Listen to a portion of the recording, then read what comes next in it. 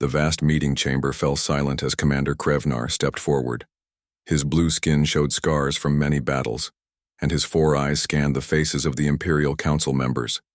They stared back with cold looks. "Honorable Council, I bring urgent news," Krevnar said, his voice strong and clear. "Our scout ships have discovered a new species in the Outer Rim. They call themselves humans." High Commander Vexel leaned forward in his tall chair. His skin was darker blue than Krevnar's, and the metals on his chest caught the light. "Another primitive species? Why should this concern us, Commander?" Krevnar tapped his wrist device. A hologram appeared in the center of the room. It showed images of Earth cities, human ships, and military bases. "The humans are not primitive, High Commander. They advanced from basic flight to space travel in less than 100 years. Their technology grows faster than any species we have encountered." A female council member laughed. "They look soft and weak. No natural armor, no claws. That is what makes them dangerous." Council member Trilox, Krevnar replied. "They compensate with remarkable technology and unusual thinking. They adapt quickly. And they have something I have never seen before." "Which is?" Vexel asked with clear boredom in his voice. "When attacked, they unite. Their history shows countless examples of fighting among themselves, but when faced with an outside threat, they become one force. I strongly recommend peaceful contact only. Any show of aggression could be disastrous." The council chamber filled with laughter. Vexel stood up, towering over Krevnar. "You were once our greatest warrior, Commander. Now you fear soft creatures, without claws? Perhaps your time in battle has weakened your mind. The Zentari Empire has ruled this sector for 1,000 years. No species has ever defeated us." Krevnar stood his ground. "That is exactly my point, High Commander. We have never faced a species like the humans. Their unpredictability makes them dangerous." "Enough," Vexel shouted. "We will handle these humans as we have handled all other lesser species. Your warning is noted, Commander, but unnecessary. You are dismissed." Krevnar bowed stiffly and left the chamber, his heart heavy with worry. In the hallway, a younger officer waited for him. "They didn't listen, did they?" asked Vice Admiral Zaravel, her voice low. "No. Their pride blinds them," Krevnar replied. "Vexel plans to show our strength as always." "What will you do now?" Krevnar looked out the large window at the stars. "Continue to gather information and prepare for the worst." On the other side of the galaxy, Captain John Maxwell stood on the bridge of the USS Horizon. The ship was Earth's newest and most advanced vessel, designed for both diplomacy and defense. Through the large viewing window, he watched his crew prepare for their mission. "Captain, all systems are go." "We're ready to depart," said Lieutenant Olivia Martinez, her dark hair pulled back tight, her uniform crisp and perfect. Maxwell nodded. "Thank you, Lieutenant. Is the diplomatic team settled in?" "Yes, sir. Ambassador Richard Freeman is reviewing his notes in his quarters." Maxwell turned to his communications officer. "Any new information from those alien signals we intercepted?" "No. Clear translation yet, sir," replied Officer Sam Cooper, his fingers moving quickly over his console. "But we've determined they call themselves the Zentari, and there seems to be some disagreement among their leaders about us." Maxwell raised an eyebrow. "What kind of disagreement?" "Hard to tell, sir. But one voice kept warning the others about humans, almost like he was afraid of what we might do." "Interesting," Maxwell said quietly. "Keep working on those translations. I want to know what we're walking into." Lieutenant Martinez stepped closer, lowering her voice. "Captain, do you think this mission is rushing things? We only discovered their communications 3 months ago." Maxwell looked around the bridge at his crew, all young and hopeful. Earth Command believes a quick response shows good faith. The Zentari are technically advanced and an alliance could benefit both our species. He paused. "But between us, Lieutenant, I share your concerns. Keep the defense systems ready just in case." "Always, sir," Martinez replied with a small smile. Maxwell turned to address the bridge crew. Ladies and gentlemen, we are about to make history. First contact with an advanced alien civilization. Our mission is peace, understanding, and friendship. Let's make humanity proud. The crew responded with determined nods and quiet words of agreement. Maxwell felt a mix of pride and worry as he gave the order to depart. Helm, take us out. Set course for the agreed meeting coordinates. The Horizon moved gracefully away from Earth's orbital dock, its engines glowing blue against the blackness of space. 3 days later, the Horizon and its 2 support vessels arrived at the meeting point, a neutral area of space near an uninhabited star system. The diplomatic team gathered on the bridge, Ambassador Freeman adjusting his formal suit nervously. "Any sign of the Zentari, Officer Cooper?" Maxwell asked. "Yes, sir. Sensors detect 3 large ships approaching. They're big, Captain. Much bigger than the Horizon." Maxwell nodded. "Size isn't everything. Open a communication channel when they're in range." The minutes ticked by slowly. The bridge crew watched as 3 massive ships appeared on their viewing screen.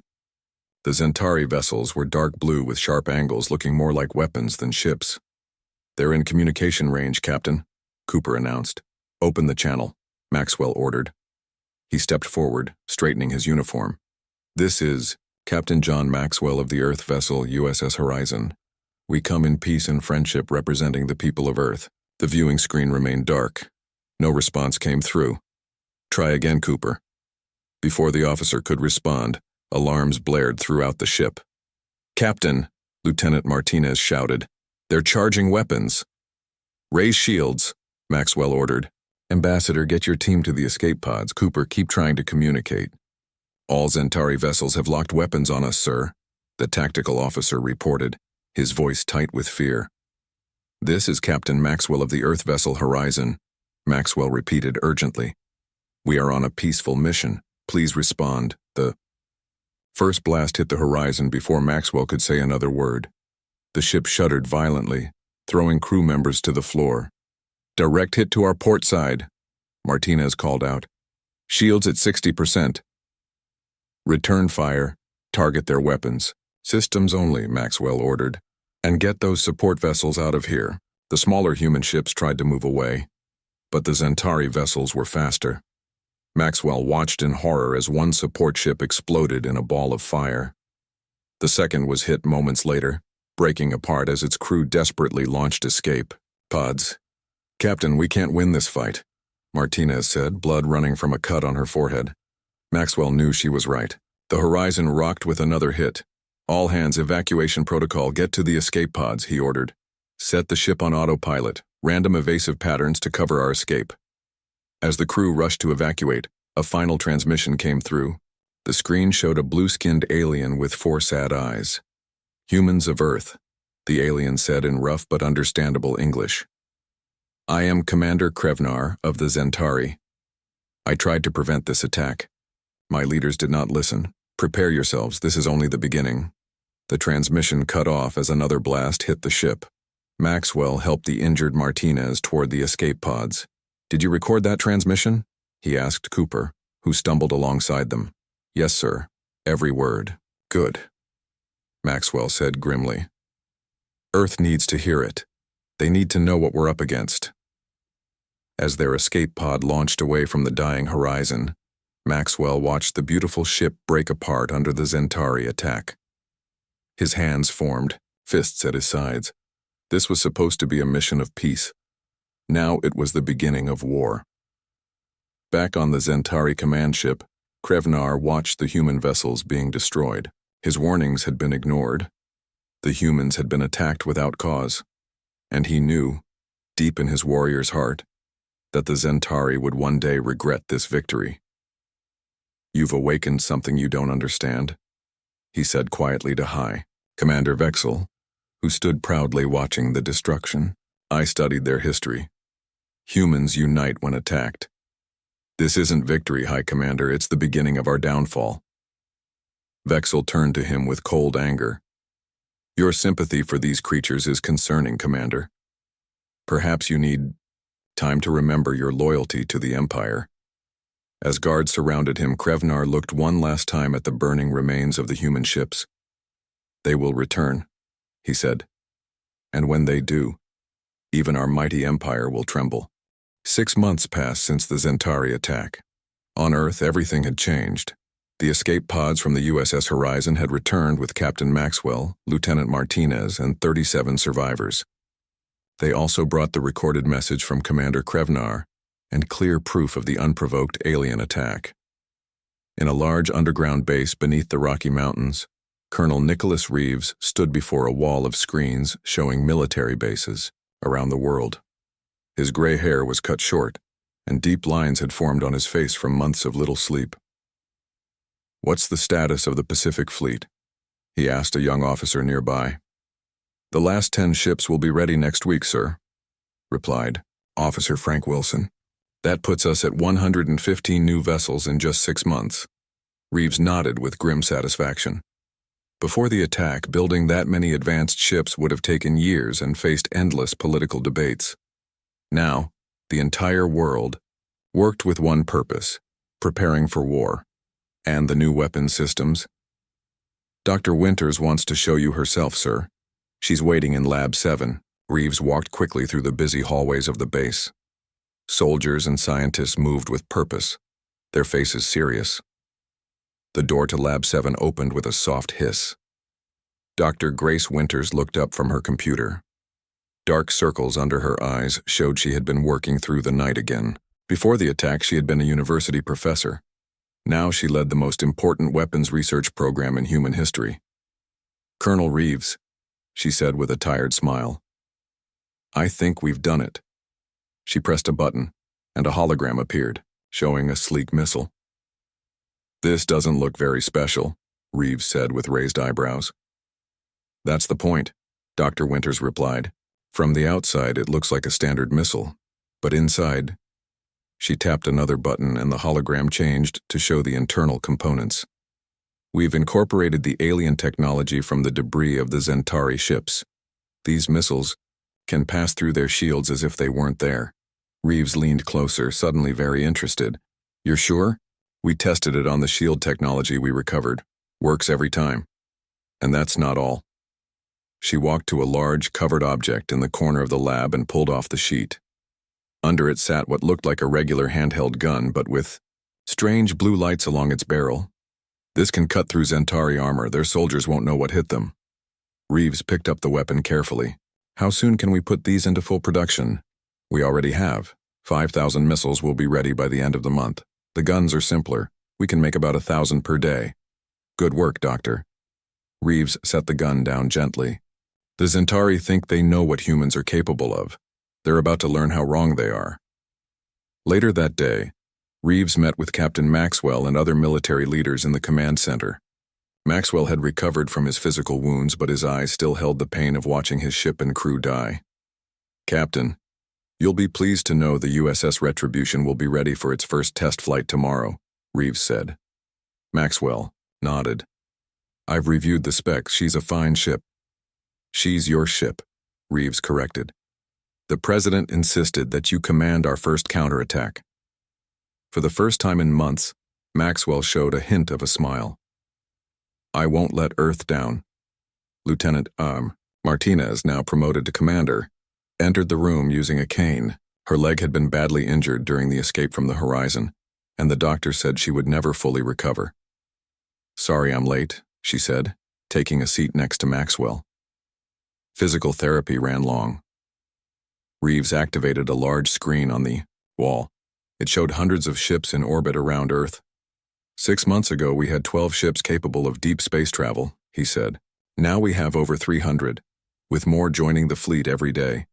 Every nation has contributed. Old enemies have become allies.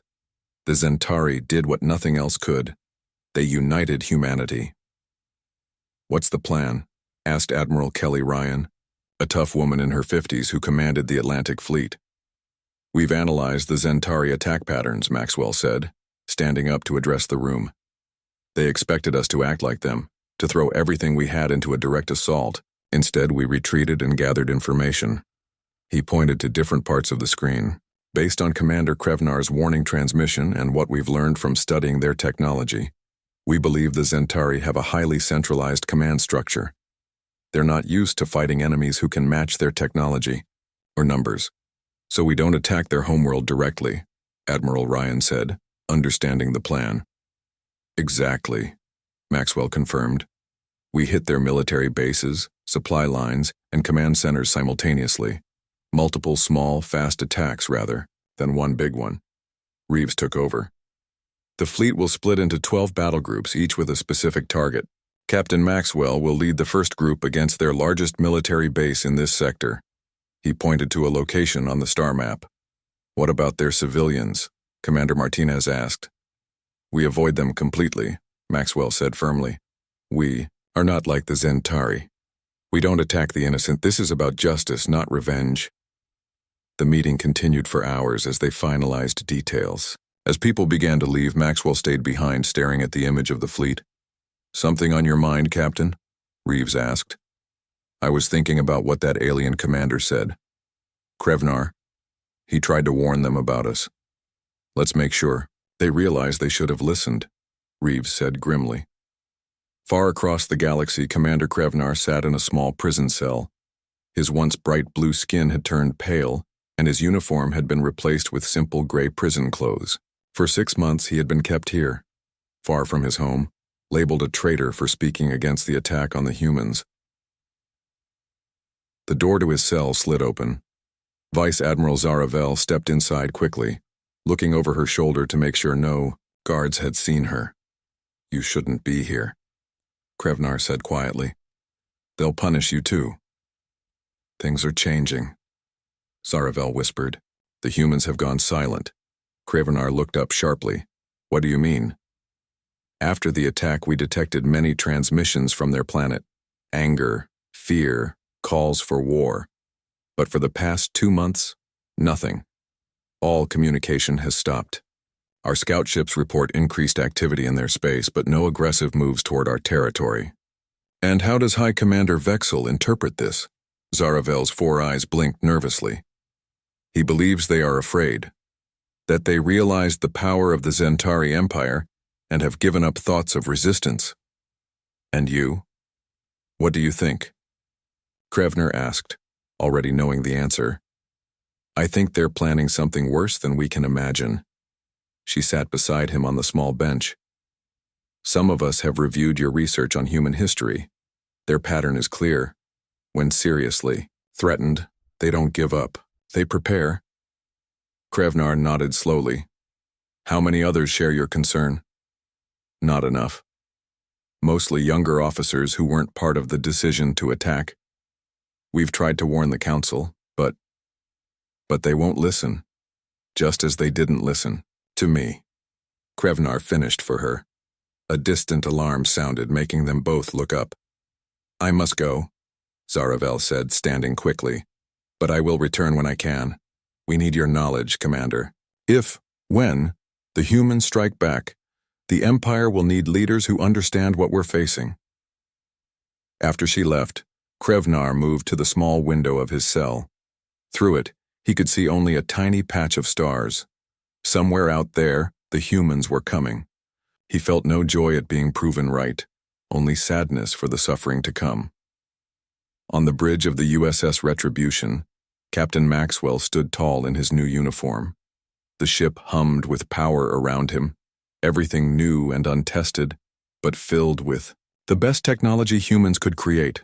Commander Martinez took her place beside him, her cane set aside while on the bridge. All systems ready, Captain, she reported. The fleet awaits your orders. Maxwell looked at the view screen showing hundreds of ships moving into formation. 6 months ago, he had led a mission of peace. Now he led an armada of war. We're not just going to fight them, he said quietly to Martinez. We're going to make them regret ever learning our name. He turned to the communications officer. Open a channel to all ships. When the channel opened, Maxwell spoke clearly and confidently. This is Captain Maxwell. Today we carry the hopes of Earth with us. Remember those we lost. Remember why we fight. Not for revenge, but for justice. Not to destroy, but to protect. Good hunting. Maxwell out.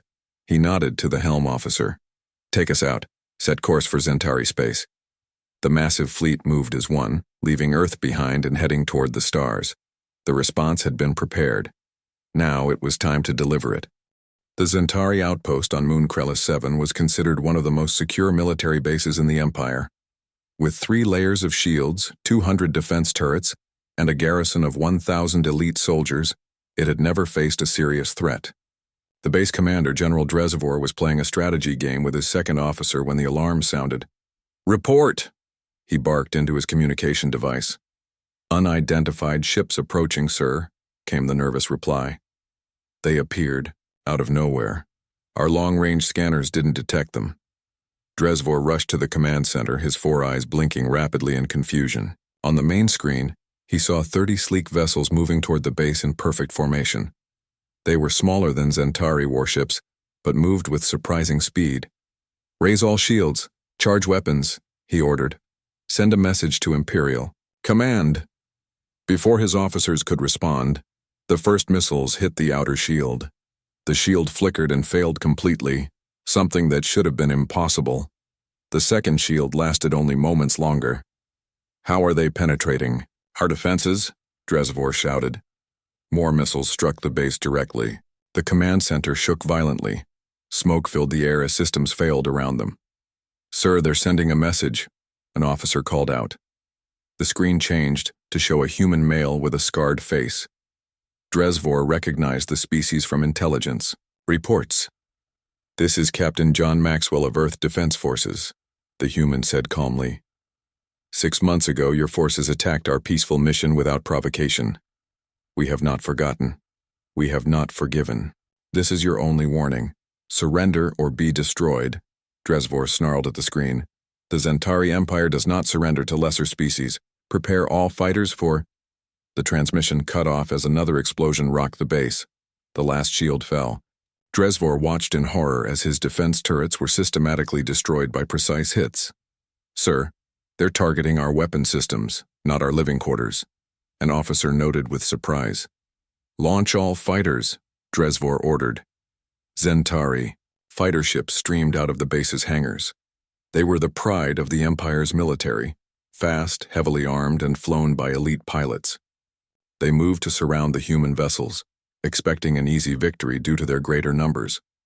But the human ships suddenly changed formation, breaking into smaller groups that moved in unpredictable patterns.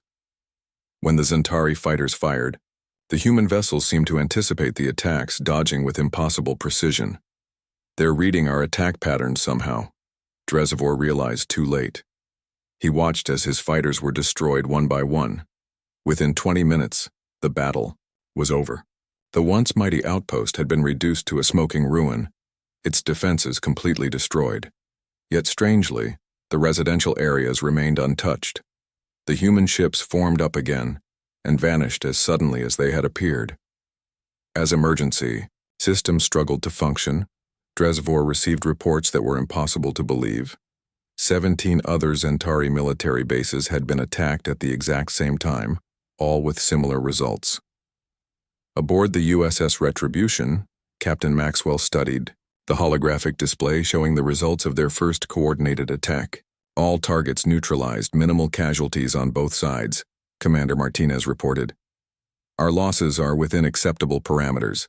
7 ships damaged, 2 destroyed, but most crew ejected safely." Maxwell nodded with satisfaction. "And the other battle groups?" Admiral Ryan reports complete success in the Taurus sector. Commander Lane's group destroyed the Zentari's main weapons factory. All other groups report mission success as well. The bridge crew worked efficiently around them, preparing for the next phase. No one was celebrating their victory. This was just the beginning. "Send the signal to regroup at coordinates Alpha 9, Maxwell ordered. "We move on to Phase 2 in 6 hours. After the officers left to carry out their orders, Martinez moved closer to Maxwell.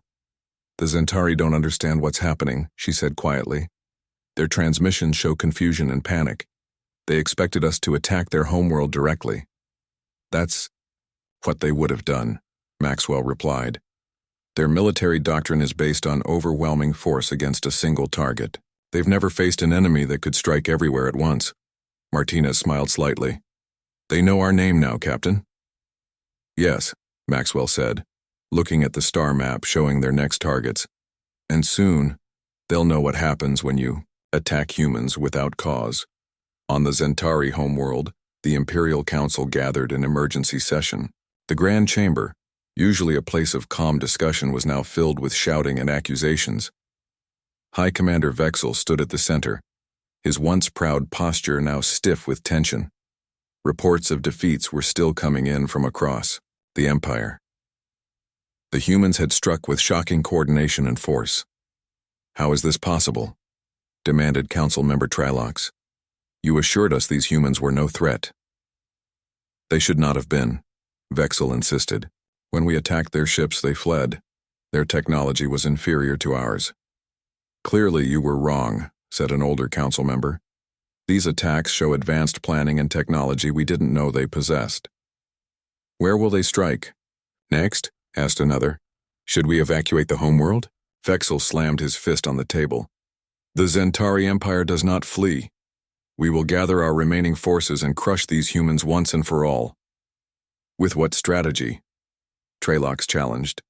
"Our best military bases have been destroyed. Our fleets are scattered, and we still don't understand how they're predicting our movements." Before Vexel could respond, his communication device signaled an urgent message. His face darkened as he read it. "What is it?" the council leader asked. "The prison transport carrying the traitor Krevnar has been attacked," Vexel said slowly. "He has escaped." Silence fell over the council chamber. Everyone remembered Krevnar's warnings about the humans, warnings they had dismissed. "Perhaps," the council leader suggested carefully, "we should reconsider Commander Krevnar's assessment of the humans." "He is a traitor," Vexel shouted, "and I will not have his name mentioned in this chamber." As the council argued, a young military analyst in the corner of the room was making a disturbing discovery. She approached Vexel hesitantly. "High Commander, I found a pattern in the human attacks," she said. "Speak," Vexel ordered. "Each targeted installation played a role in planning or executing our attack on the human delegation 6 months ago. The humans aren't just fighting back, they're hunting down everyone responsible for that first attack." The council room fell silent again as the implications became clear. "They're sending a message," the council leader said quietly. "Yes," the analyst agreed. "This isn't random warfare. This is calculated retribution." In a small scout ship flying through a remote star system, Krevnar sat beside Vice Admiral Zaravel. Their escape from the prison transport had been perfectly timed with the human attacks, creating enough confusion for them to slip away unnoticed. "Our contacts in the resistance movement are growing," Zaravel reported. "Many now see that you were right about the humans." Krevnar looked out at the stars. "It may be too late. The humans are doing exactly what I predicted, striking with intelligence and precision rather than blind force. They're adapting to our tactics faster than we can change them." "We've received a strange transmission," Zaravel said. "It was coded to your personal frequency.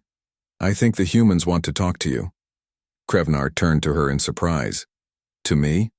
Why?" "Perhaps they know you tried to prevent the attack. Perhaps they believe you can help end this war." Krevnar considered this possibility. "If there's any chance to stop more bloodshed, I must try. Set course for the coordinates in the transmission." As their small ship changed direction, Krevnar thought about the strange species that had demonstrated such unexpected strength.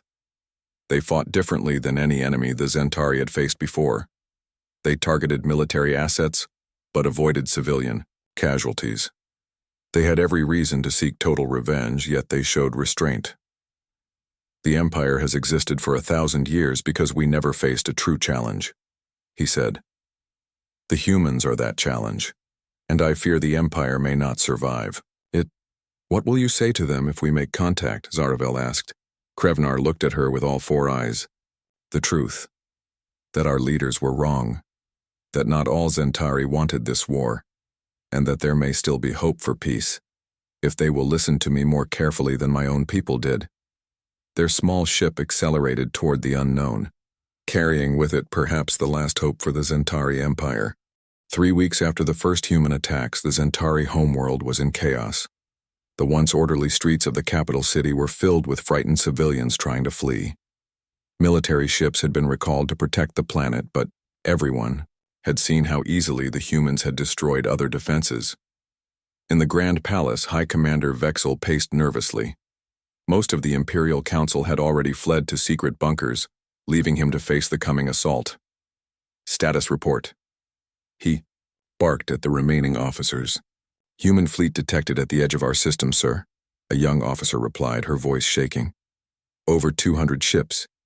They'll reach orbit in 3 hours. Vexel slammed his fist on the command table. Where are our reinforcements? Most of our remaining fleet is still 2 days away, High Commander, another officer said quietly. We have only 40 ships to defend the homeworld.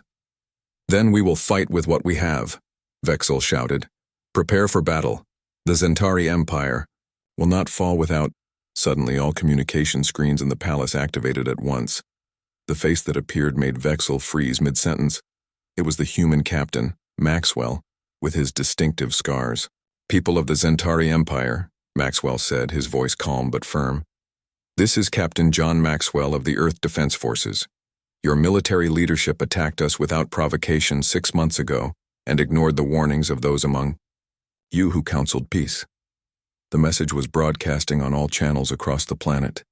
In homes, streets, and evacuation centers, Zentari citizens stopped to watch. We have disabled your capacity to make war, Maxwell continued. But we have intentionally spared civilian targets.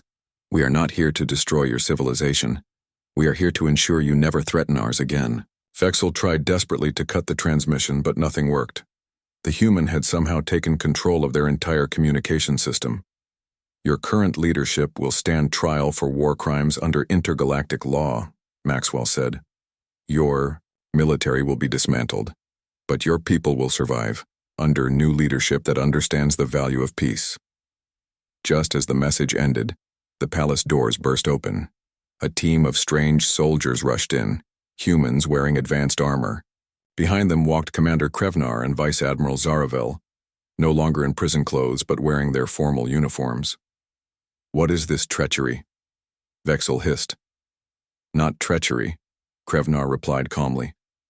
Salvation. The humans could destroy our entire planet, Vexel. Instead, they offer terms that will save our people.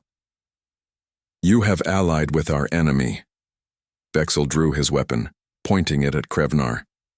Before he could fire, one of the human soldiers moved with incredible speed, knocking the weapon from his hand.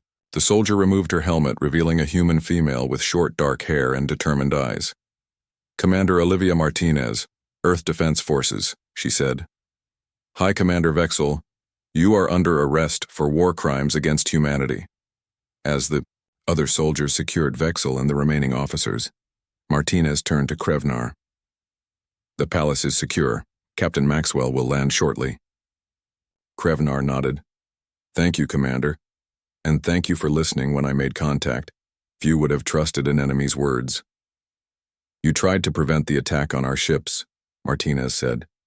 Captain Maxwell and I believe that makes you an ally, not an enemy. Outside, the sound of a ship landing echoed through the palace grounds. The human fleet had entered orbit without firing a single shot, their show of force enough to prevent any resistance. An hour later, in the Imperial Council, Chamber Captain Maxwell met with Krevnar, Zaravel, and the few council members brave enough to return. The human captain looked tired but satisfied as he laid out the terms of peace. The Zentari Empire as you knew it is over, Maxwell said firmly. But the Zentari people will continue. They will have the chance to build a new society, one not based on military conquest. And who will lead this new society? Asked an old council member. Maxwell gestured to Krevnar. Commander Krevnar will serve as provisional leader of your transitional government. He was right about humans, and he tried to prevent this war. We believe he is the right person to lead you toward peace. Krevnar looked surprised. Captain, I am a military officer, not a political leader.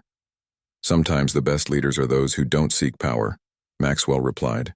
You understand both our species. You know the mistakes of the past. And most importantly, you value peace over conquest.